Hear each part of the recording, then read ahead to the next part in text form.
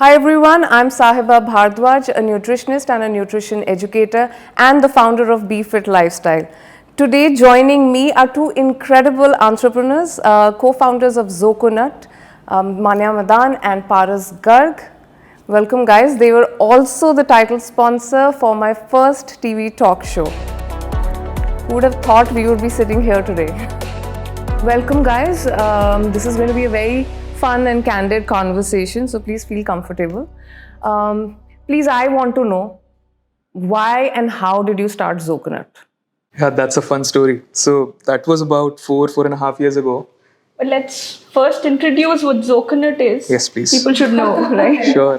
Yeah, so Zoconut is a business management software for dietitians and all the nutrition businesses. And we help them automate all of their clerical tasks so that you can focus on what's important for your business. That's growing it. See, with dietitians, mostly what the problem that we observed was that dietitians, when they graduate out of college or even when they spend some time trying to run their own practice, I think they are very good at nutrition, information, knowledge, and they can imagine things, but they are not as good at managing a business. Right. So that's what Zoconut does. So I like to think of Zoconut as someone who would do whatever it takes to support the community and the industry and that business.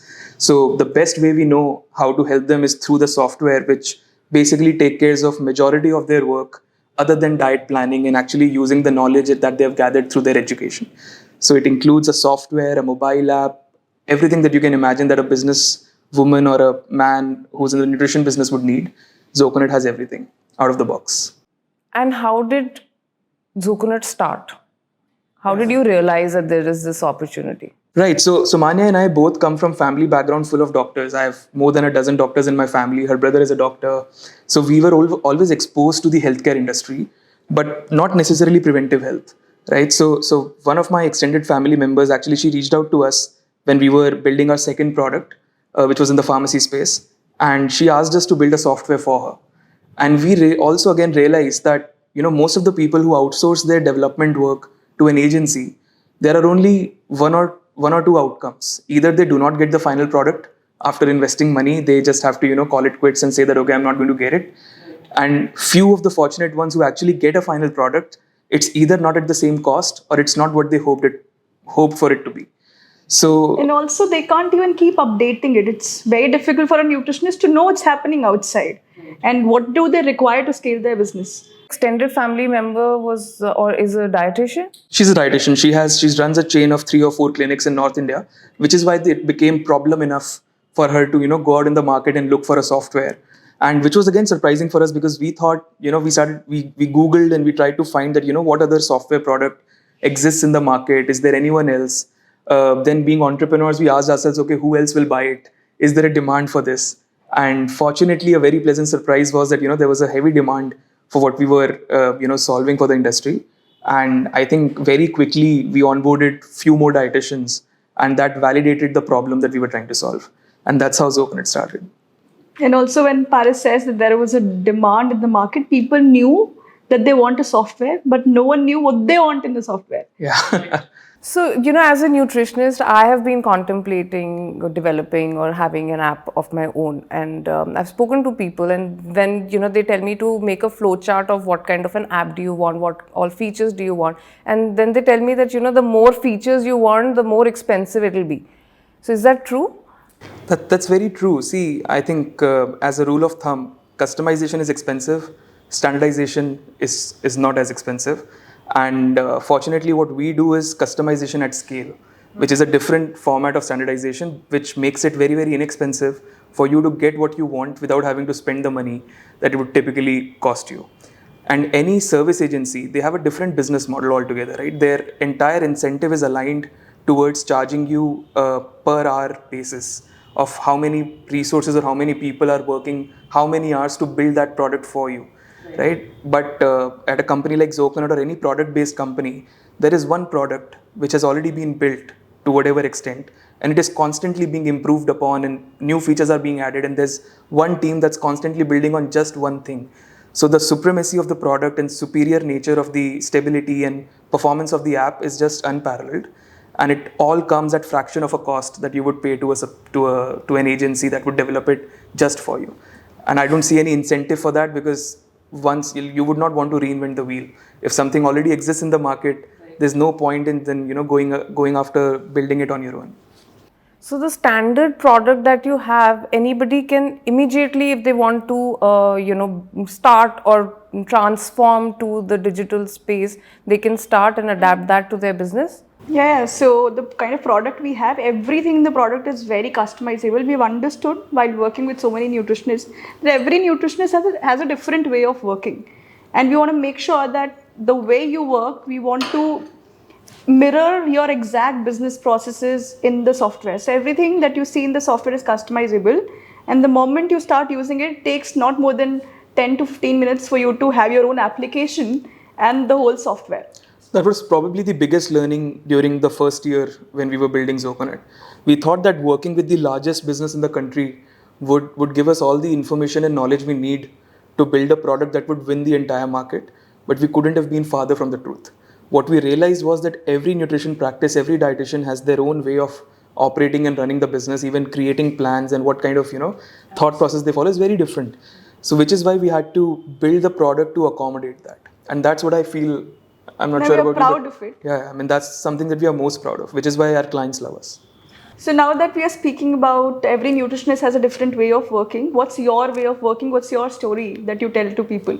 Yes, so every nutritionist also in this space has a story, I feel. And I was never, I didn't study nutrition science in my early years. I have a master's in mass communication. I was in advertising for the longest time. I worked with Miss Nandita Das as her creative assistant. So, but once I had, when I was pregnant with my daughter, I took a break because I had a difficult pregnancy, and then I had gestational hypothyroidism. And after I delivered my daughter, the doctor did not tell me that, you need to continue with your medication. And I was a first time mom. I was paranoid as it is. My whole world had, changed suddenly. So I also forgot to take the medication, and my thyroid went undetected for 5 months. And I kept gaining weight post delivery. I was breastfeeding. I was like, I was doing everything right and I should have been losing weight. But I kept gaining weight. I gained 10, 12 kilos post delivery. I had postpartum depression coupled with, depression that comes with thyroid. After it was, diagnosed and I was put on medication, whoever I met with hypothyroidism was overweight. So I thought that now for the rest of my life, I'm going to be, this is it. I can never lose weight. Till I spoke to an aunt of mine who's very fit, lives in US. And I told her, I said, now I have thyroid, ab to mote hi rahenge. She said, why? I have thyroid and look at me. That, became my turning point, or she was my inspiration. And that day I decided that, okay, no matter how long it takes, I will go back to my pre-pregnancy weight. So I started with the process. It was not easy, not at all, losing 30 kilos. It took me 2 years. I went to several dietitians in that period. And, one thing that I realized later on was that we don't even ask the dietitian about their qualifications. We just go by word of mouth. Ki wo ABC has lost weight, she's good, chalo chalte hain. And in that process, I figured that nobody was paying attention to my food preferences. They all had their own working styles. Aaj moong dal day hai, aaj besan day hai, aaj paneer day hai. And I would throw up after eating paneer. But nobody was listening to me.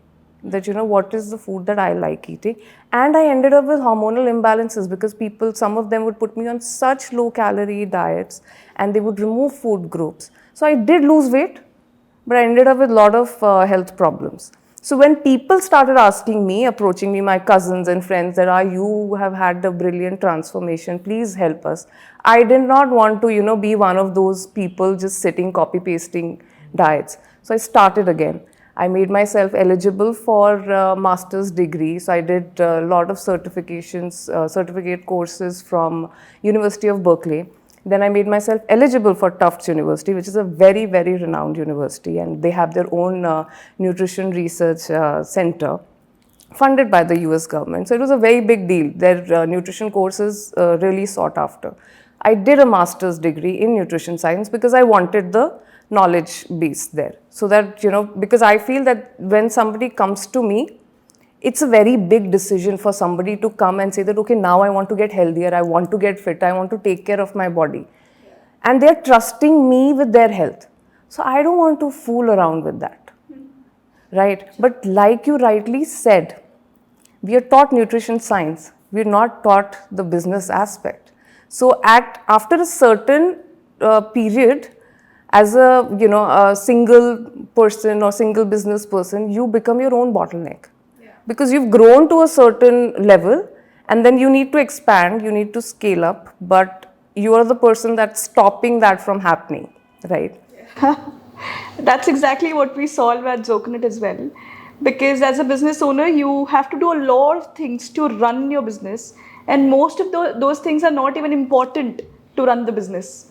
So at Zoconut, that's exactly what we are solving for most of the nutritionists, wherein we take care of all the clerical work that you do, and we do all the automations that you require to run your business, so that you can really focus on scaling the business. But I also had one question. So do you face any problem in terms of scaling the business? And what are the problems that you face on a day-to-day basis while trying to run this business? So the first problem is I feel like nobody can do this better than me. So I want to be, I want to overlook everything. So that's a problem with me. I know I need to start delegating work, delegating, responsibility to people, hire the right kind of people, and, kind of train them. And secondly, because every diet plan that I make is customized, I take into account the food preferences, the cultural background that the client comes from into account. So the time that I spend manually making a diet plan is a lot. So because of that, then time becomes a constraint. So then I have to put a cap on the number of clients that I can take, or the number of diets that I can make in a day. So you want to scale up, but then these are all the hurdles, right? So which is why even I have been contemplating of having an app, and this was God sent that you guys came in during the show and sponsored the show. And another thing that I feel, I don't know if your app can help here, because my USP is the personal touch that I have with my clients. Every client feels special. They feel like, they have access to me. So with an app, I feel like, that will be taken away. Is that true? That's a common notion and a common, misunderstanding. So when we look at Zoconut and the product and the problem that we are solving, we are not trying to change the way you operate or take away from your USP. If anything, the purpose of technology is to elucidate it even more, right? So the problem, so let's put it like this. So one of the founding thesis of how we started and how we look at building the product is that a dietitian or a nutritionist is very different from a mainstream medical doctor.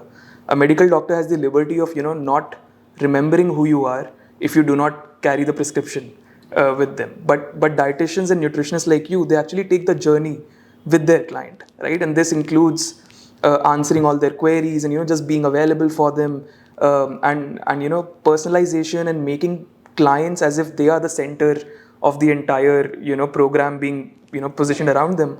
That we understand really well, and that's how we've built the product. Because everything that so I used the word earlier, personalization at scale, right? So you're still doing personalization, but it will still be the same feeling when you have 500 clients or 5,000 clients, right? They'll still feel just as connected with you. They'll still feel taken care of.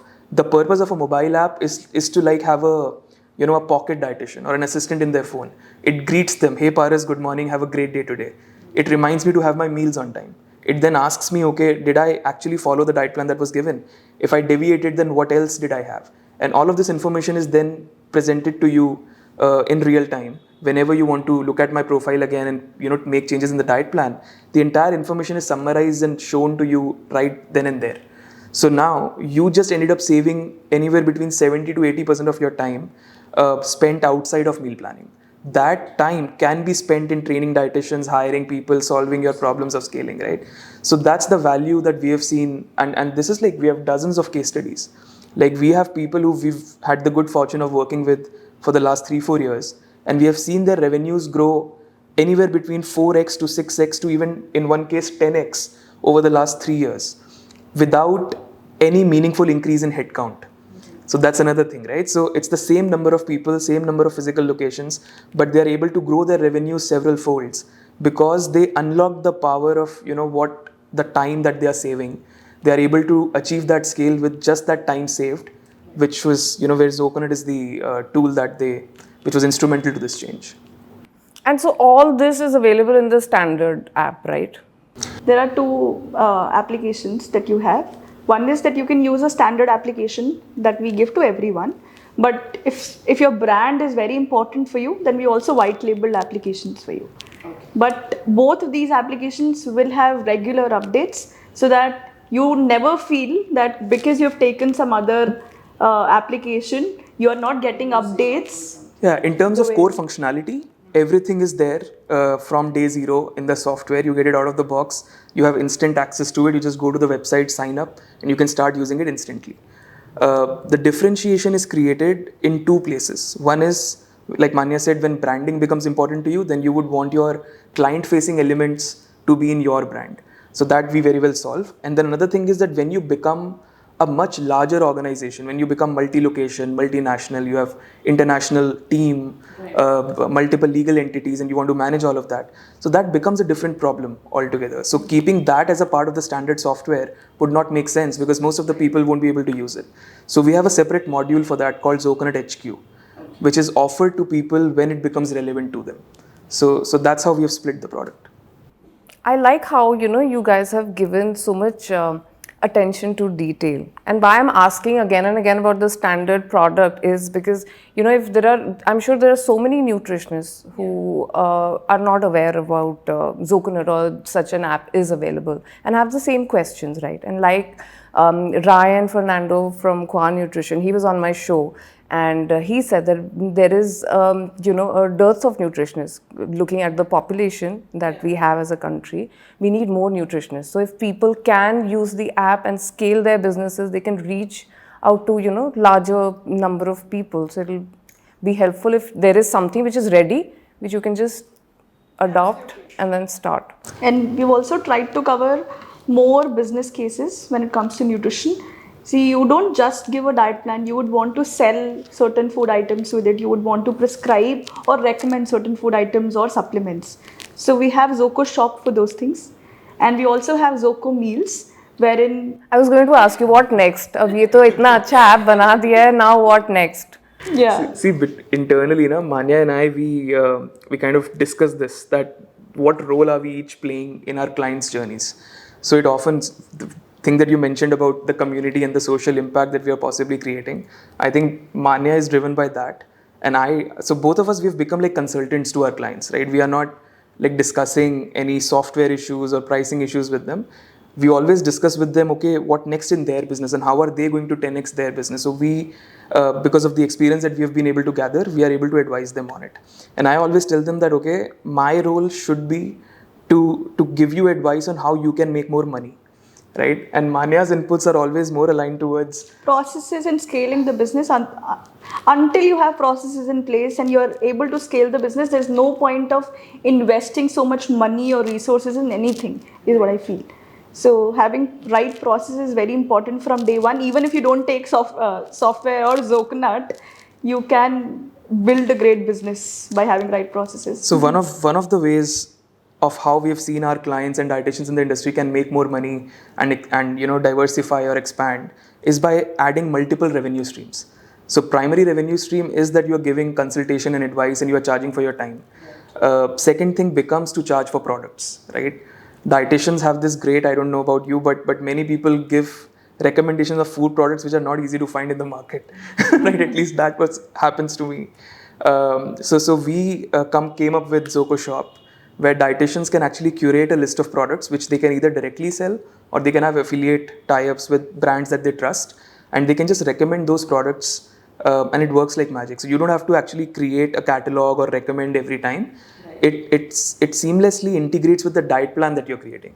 So if you give me a diet plan which has, let's say, 20 meals that I have to consume, and 11 of those have the recipe of those includes something which you are selling as an affiliate partner or directly, then the end client will automatically receive an alert that, okay, this is your shopping list for the week is ready.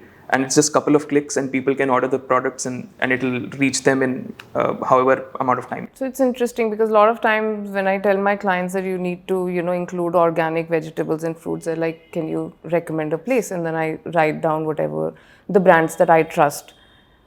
It sometimes also creates a delay, right? So I may come to you today, but my plan will actually start only after I've acquired, everything, and it costs an opportunity cost to the business, right? Where you lose that revenue of a week, and the client loses on that transformation time, and it gets delayed. So that problem is also solved. Yeah, we are also trying to solve one more problem now. We are launching this one more product called Zoco Meals, wherein if you're also delivering meals to your clients with your consultation, we can take care of that as well. Everything from your kitchen to end delivery to the client will be taken care of by just one software. So this is for people who probably don't have time to cook and want a subscription to all their meals. So we've seen this model come up and grow really fast. In the last couple of years, many businesses have come up, and I think it is in line with the current lifestyle of our generation. People don't have time to cook, right? And people are staying away from home, and everyone has some kind of a lifestyle disorder, or weight loss being the most prominent one of those. So this is very interesting. Like, companies are charging and they are getting 3 or 4 meals a day, fresh meals delivered to them, throughout the day.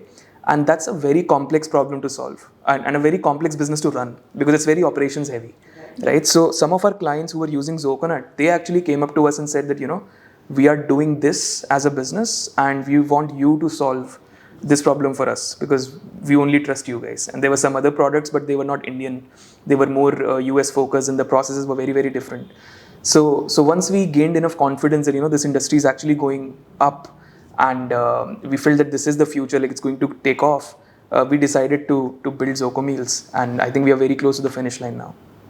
I wanted to ask this question. I've been thinking about it, that as a single founder, and also because all the nutritionists are women, they would want to learn from you that how do you manage so many things now that you are a mother, you're a wife, you're a daughter, and you have to take care of your in-laws, your daughter, and your business. How do you manage so many things? It's not been easy. It's very difficult, and also studying and changing my career was very difficult after, because you're a mother and we come with that conditioning that you need to put your family first, your child comes first, and your in-laws come first and before you, and you are the last in the list. And we also kind of feel the same way, that we feel that business is not that important, but my daughter, my family is more important for me. So you give more importance. Have you been able to give equal importance to your business as well, which is also your baby? It is, yeah, which is one reason why I did not have a second child, because I had my business to look after. But on that note, I would just quickly add something. So Manya said that the business is also kind of a baby. Unfortunately, in my observation, many people in the industry, they actually do not treat their business as if it's something that's very, very important to them. They are running it like a lifestyle business or like a side hobby. And we often meet such dietitians and they come to us and they want to use the software. And whenever we try to talk about something which is slightly ambitious, then the question that Manya is asking, all of these issues, they become very, very apparent, and they are stopping them from growing. In your case, I'm not able to get over the fact, the amount of determination and passion that you must have had for nutrition, because you were on an entirely different career trajectory. You had to, and clarity of where you want to go, because you had to do a course just to make yourself eligible for the course that you actually wanted to pursue.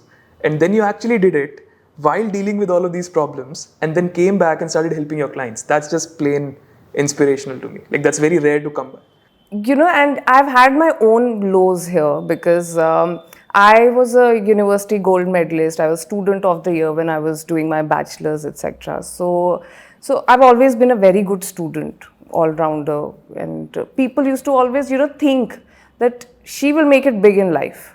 And then to switch your career and start from scratch in your early 30s, where you see all your other contemporaries who've reached a certain level, they're at the senior level, senior posts everywhere, and you're just starting out again. And I formed this course, and it's not an easy, inexpensive course, a very expensive course, but I looked at it as a business investment. that doing this degree from this reputed university is only going to help me. And today when people come and, that's the difference that I've noticed, that when they come to me and they want to collaborate and they want to put my name on their product, I have 10 questions to ask because I feel like I'm holding my university's reputation on my shoulders.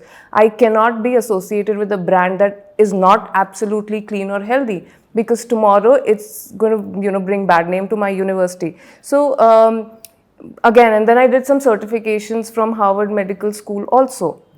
And it was not easy with, however progressive Indian families may think or make a project themselves to be, I think at the core we are very traditional.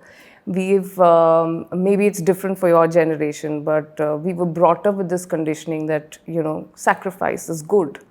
You should be at the last of the list, and it was so for me. And the ambition level that you struggle, or you've seen dietitians struggle with, is actually, they're brainwashed into thinking, why do you need to grow? You have everything.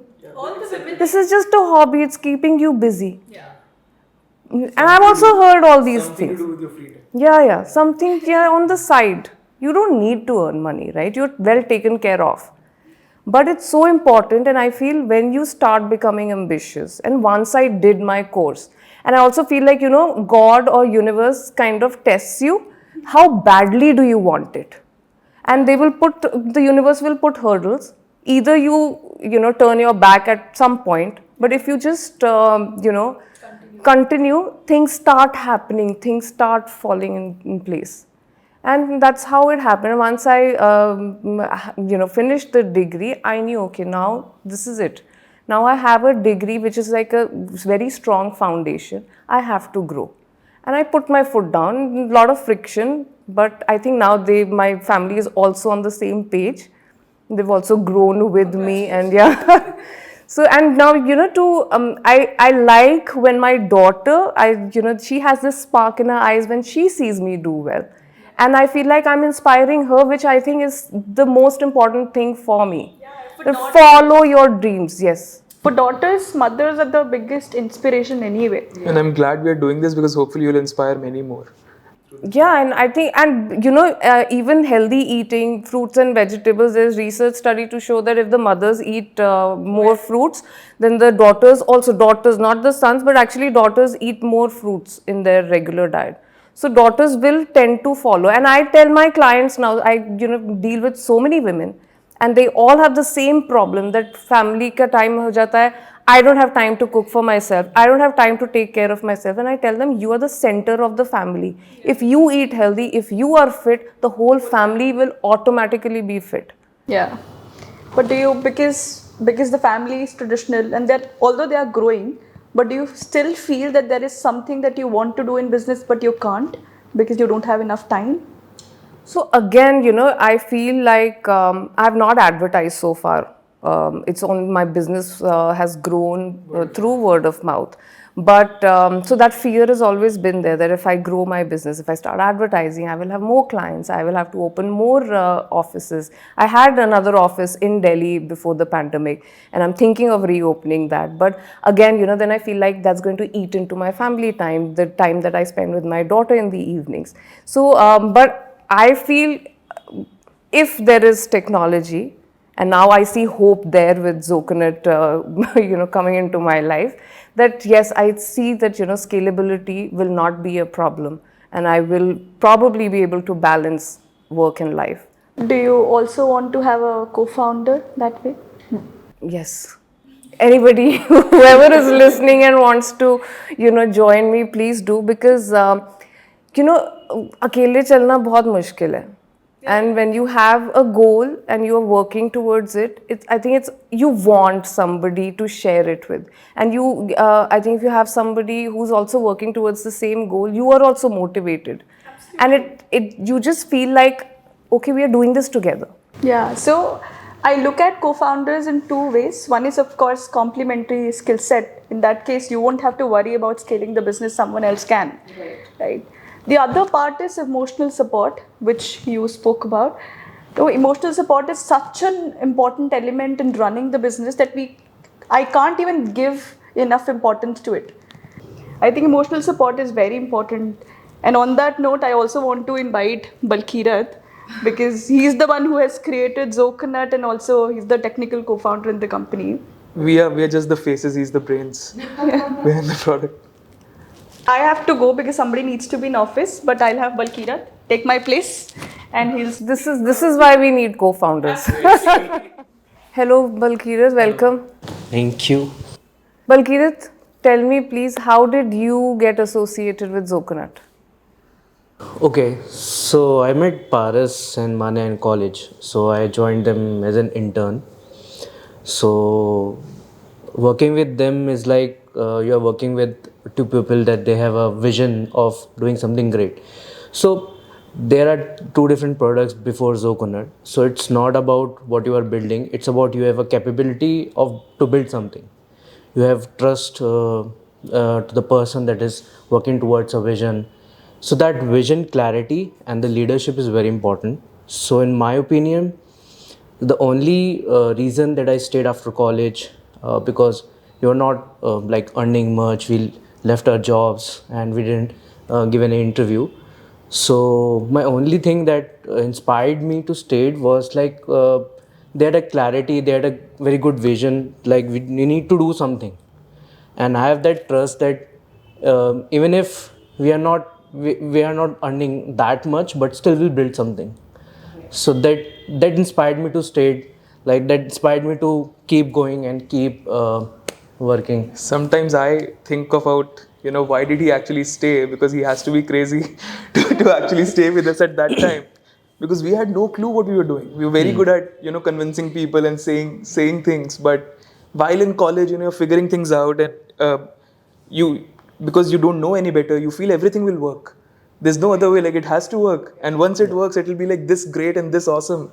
And he had, like, I think between Manya, me and Balkeerat, he had the best job offers because he's the best coder between the three of us. And he actually said no to all of them. And we were actually surprised that, he's staying with us. And he's been with us for, I think, 99% of our journey since day one. He's been with us and he's built the entire product from scratch. And he's the one who manages, our entire development, and he does the heavy lifting. And we just show up at the end, at the finish line. So being a co-founder, like there are two important things that you need to have. One is the trust and the other is patience. So need to be patient. I think patience is something that most of the co-founders they lose, like because if they don't see any growth, they are like we are not going here. We'll take another job. So I think the most important quality of a co-founder should be that they need to be a patient and they need to trust your leadership. So I think that's the two important thing. That's interesting that you bring this into the picture, but I want to ask you, even as co-founders, is there a timeline that you set? I mean, you can be patient, but you can't be infinitely patient, right? What is the timeline? I mean, of course, nothing happens overnight, but do you guys put a timeline to your goals and, okay, this is what we need to achieve in, if it doesn't happen in 2 years, it should happen in 5 years? Right. So in terms of timeline, you can set a goal of like you can think about in two terms. You can think about it. One, you can be 3 years and 5 years and say 7 years, and on the other hand, you can also think about the actual thing that you are building, that you're going to build, and what's the projection, what exactly the final product is going to be, what's your vision, and what the final outcome will be. So for that, two things help you to being patient. Also, third thing that is very important. While you are patient and you have that time, the family support is very important, I think, because when you are not doing good, or you need to project that same image in your parents' head, like they need to think about it like in a same way that you are thinking that this is going to be like Should a be on big the same project. page. Yeah, so that's very important. So I think. See, I think so. So yeah, I mean, like he said, my take on patience is that, especially in business like ours, because we are not in like exactly a service or a consultation business, we are a product business. And for us, a lot of things make sense when we look in hindsight, right? When we look back, the dots connect beautifully.